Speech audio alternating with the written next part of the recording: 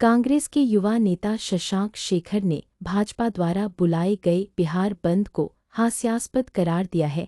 कांग्रेस नेता ने प्रधानमंत्री नरेंद्र मोदी पर जमकर निशाना साधते हुए उन पर देश और प्रदेश की जनता का ध्यान भटकाने का आरोप लगाते हुए उन्हें हताश और निराश करार दिया है। कांग्रेस नेता का कहना था कि भाजपा के लोगों द्वारा ही भाजपा कार्यकर्ता से प्रधानमंत्री को गाली दिलवाई गई है, जिसकी पूरी सच्चाई पूरी दुनिया के सामने आ गई है। उनका कहना था कि देश की राजनीति का यह पहला मौका होगा जब सत्तासीन पार्टी द्वारा ही बंद का आह्वान किया गया है। कांग्रेस नेता का कहना था कि भाजपा की पूरी सच्चाई देश की जनता के समक्ष खुल गई है और अब वह देश की जनता के समक्ष मुंह दिखाने लायक भी नहीं बची है। कांग्रेस नेता का कहना था कि एसआईआर के मुद्दे पर वोट चोरी का मामला पूरी दुनिया के सामने आ गया है। ऐसे में प्रधानमंत्री नरेंद्र मोदी की मां को गाली दिए जाने के मुद्दे पर भाजपा विधवा विलाप कर रही है।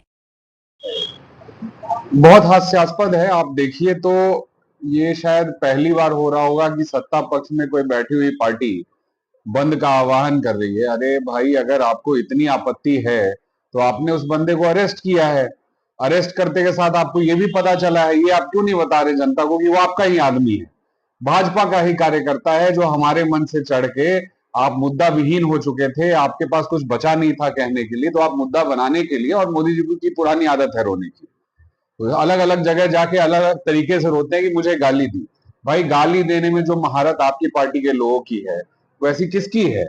आपके यहाँ पे दिलीप जायसवाल हो जाए, सम्राट चौधरी हो जाए, जो खुले में फ्लॉन्ट करते हैं कि हमें गाली देने की वजह से ये जगह मिली है। तो हास्यास्पद है। मुद्दा विहीन पार्टी एक है जो सत्ता में बैठी है, कोई मुद्दा नहीं है, जनता के बारे में सोचना नहीं है, तो बस उस मुद्दे से जो चोरी वो कर रहे हैं वोटों की, उससे भटकाने के लिए कि मेरी माँ को गाली दिया। अरे मेरी माँ की तुम्हारे आदमी ने गाली दी है भाई, जाके मारो उसको। हमें क्या बोल रहे हो बिना मतलब के? हमारे लोगों को भी पीटा उनने, हम तो नहीं गए तुम्हारे लोगों को पीटने उसके बदले में।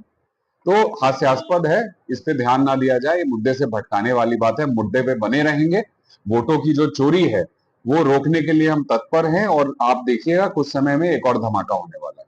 तो कहीं ऐसा नहीं लगा ना कि जिस तरह से आपने गाने में गान दिया, आपको नहीं दिया गया जी, और रैली को लेकर और रैली में काफी भीड़ भी जो है कहा गया था उससे काफी भीड़ जुटा है, सत्ता परिवर्तन की बात कही जा रही है, इसको लेकर क्या करेंगे? एक कोशिश तो उनकी यही है, क्योंकि जितने इनने रिसेंट में सर्वे किए भाजपा ने, उसमें यही निकल के आया कि सरकार नहीं बन रही है।